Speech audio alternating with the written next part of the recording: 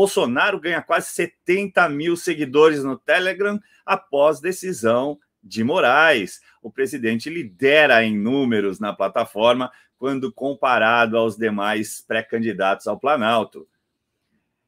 Deputado federal Rogério Correia, do PT de Minas Gerais, apresentou um requerimento na Câmara para solicitar a convocação do ministro da Educação, Milton Ribeiro, por suposto gabinete paralelo de pastores evangélicos no governo de Bolsonaro.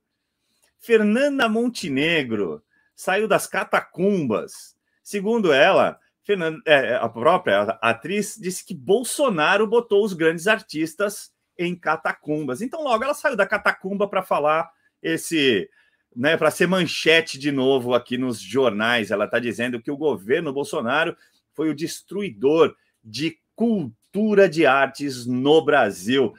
E, aproveitando, vocês, na sequência, já começam a comentar a entrevista do nosso queridíssimo presidente Jair Messias Bolsonaro. Começa com você, Alan. Vamos seguir a linha e finalizar com a Juliane. Tá certo. Eu vou falar inicialmente dessa maravilhosa atriz de 92 anos, Fernanda Montenegro. Depois eu quero trazer um dado aqui especial do deputado Rogério, do PT, né, para que as pessoas não se esqueçam, porque já faz 10 anos, né, que ele teve implicado ali numa situação bastante interessante, mas a gente não vai esquecer, não vai deixar de colocar aqui, né, porque eles pensam que nós deixamos para lá. Mas é interessante dizer que no passado, né, antes do governo Bolsonaro, como é que funcionava a questão dos recursos no Ministério da Cultura. Vejam vocês, prestem atenção. Existem hoje escritórios, aí o Caivano como advogado pode, o Gustavo também, pode confirmar o que eu estou dizendo. Existem escritórios especializados em captação de recursos para a cultura. Tá? Como é que funcionava antes do governo Bolsonaro? 15% de todo o recurso captado para um determinado artista ia para os escritórios de advocacia. 30% ia para divulgação, revista, jornal, enfim, televisão, seja lá onde for. 50% do valor captado ia para a empresa e apenas 5% do valor ficava com os artistas. Então, no fundo, esses grandes artistas, né, esses famosos, conhecidos, eles são detentores de muitas dessas empresas que tinham, obviamente, o lobby dentro do Ministério da Cultura e facilitava a captação desses recursos.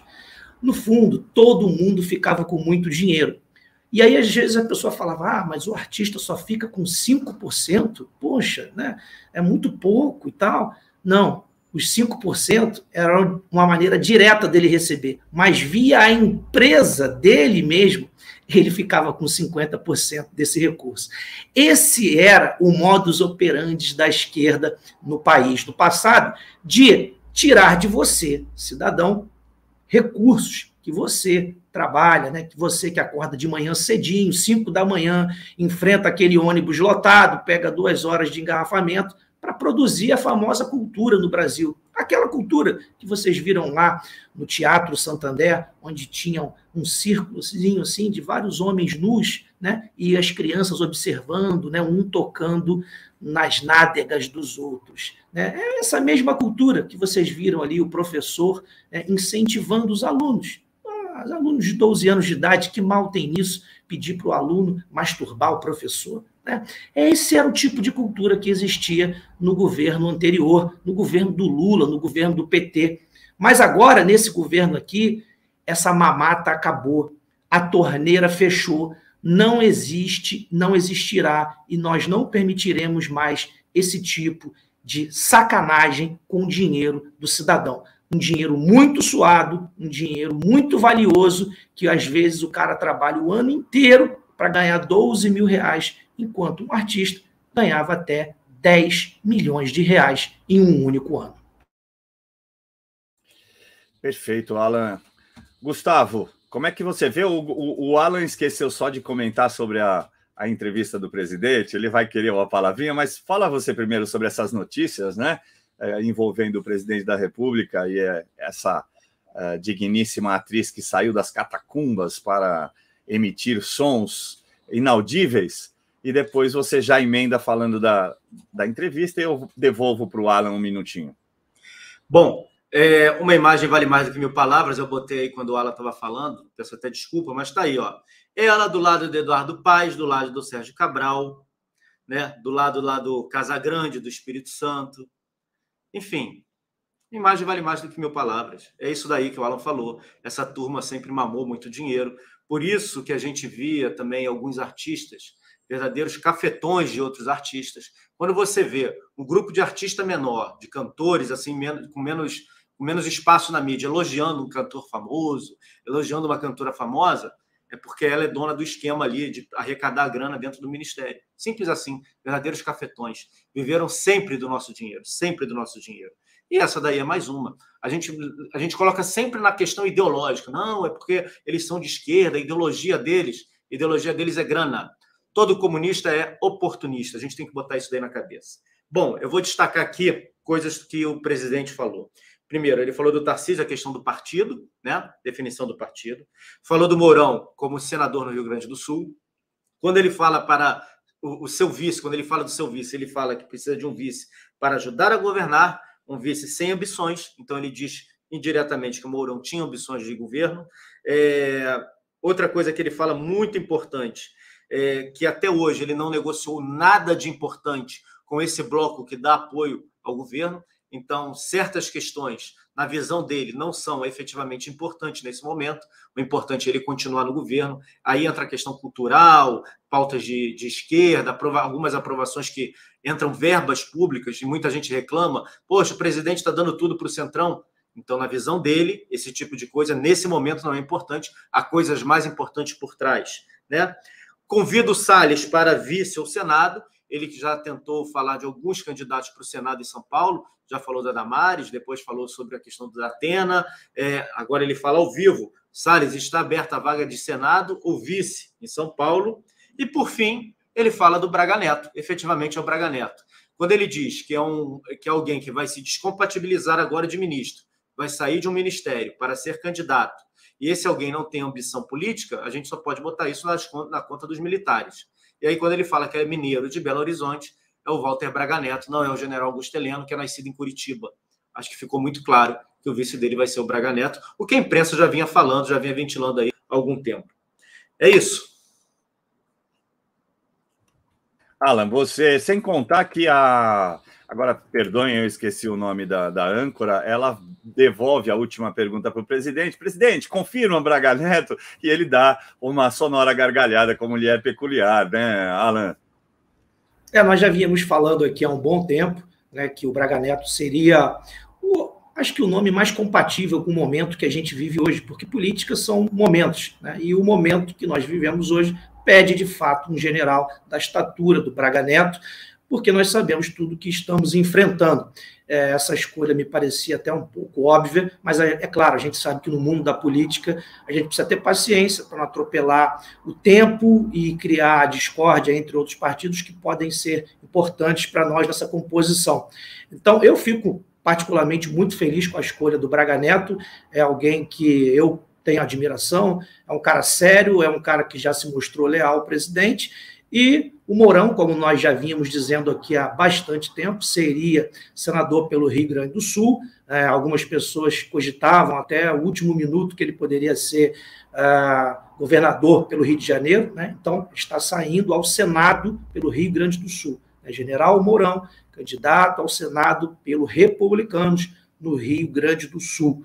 E eu só queria lembrar também aqui, para não esquecer, que você comentou a notícia do Milton Ribeiro, né, que um parlamentar do PT está exigindo, né, que o ministro Milton Ribeiro seja convocado para falar de gabinete paralelo dentro da educação. Mais uma vez, a mesma retórica de sempre, mesmo contorcionismo retórico para falar de gabinete paralelo. Vocês já sabem como funciona essa historinha. Mas eu só queria dar um destaque aqui para esse nobre deputado do PT, porque ele merece. Ele está convocando o ministro, a gente precisa dizer quem é esse nobre deputado do PT.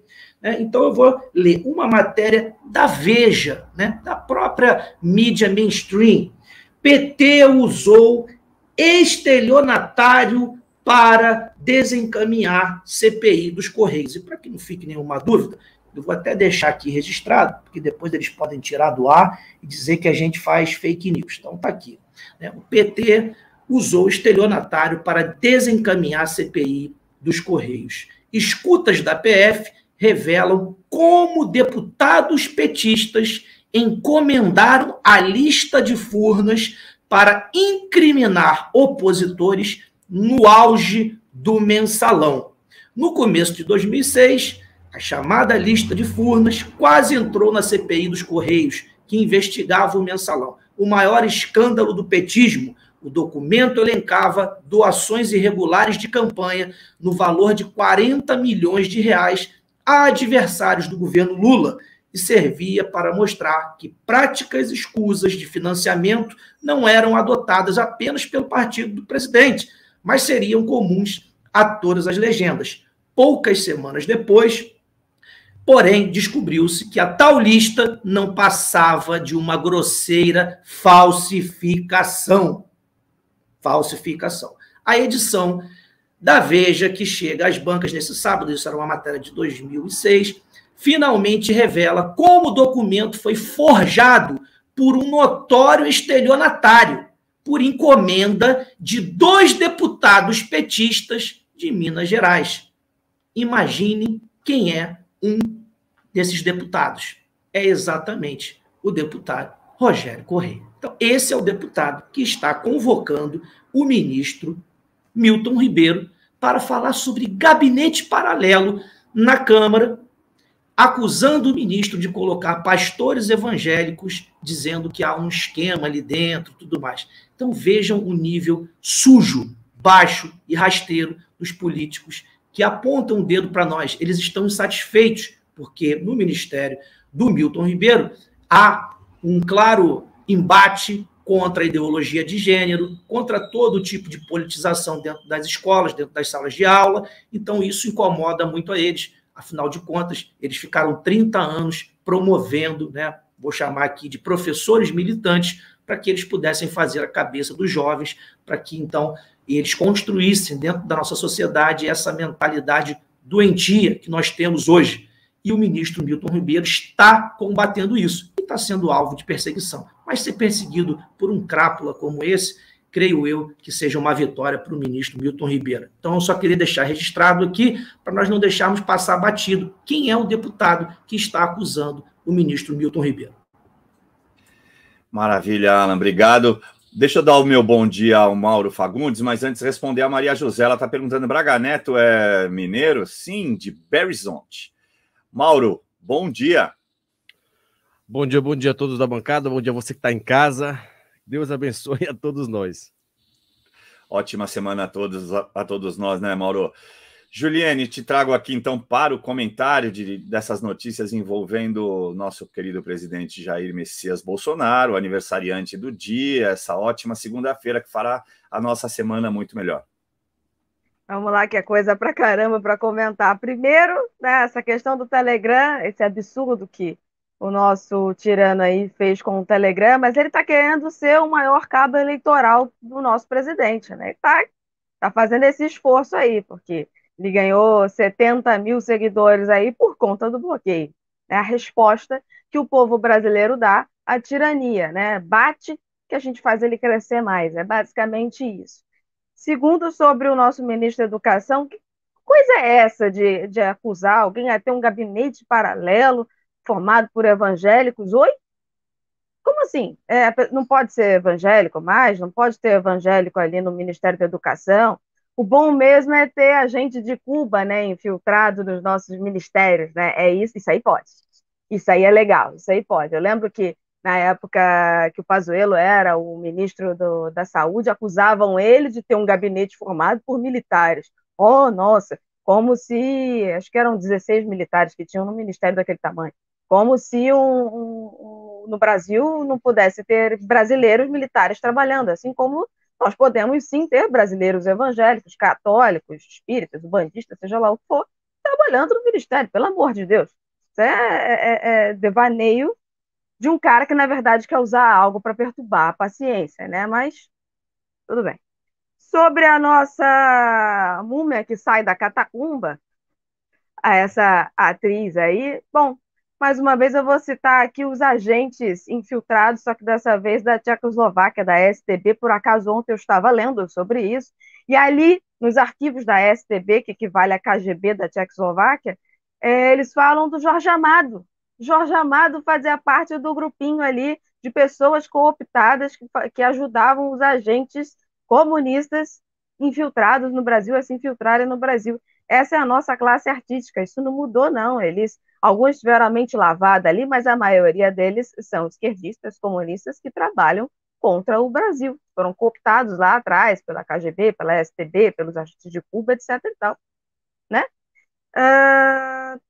Também queria comentar uma coisa que o presidente falou, né? Sobre a cadeira que é verde, parece mais uma criptonita. E ele tem razão, né?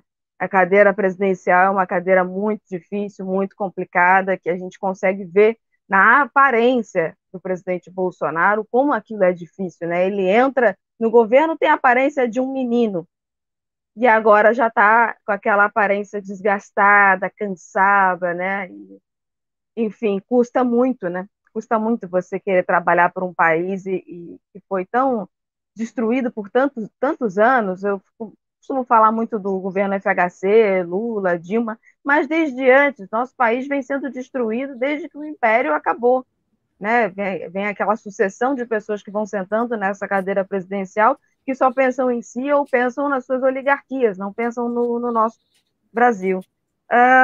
Outra coisa que eu queria comentar, o convite que ele fez ao Salles, né, deixou ali no ar, bem claro para todo mundo, para o Salles ser ou senador por São Paulo ou vice-governador por São Paulo. Eu torço que ele aceite ir para o Senado, porque ele é um paulista super competente, conhece o Estado, ama o Estado dele, é uma pessoa de bom coração. Então, não só ele merece essa oportunidade de servir São Paulo, mas também o povo paulista merece ter o Salles como, eu torço que seja senador.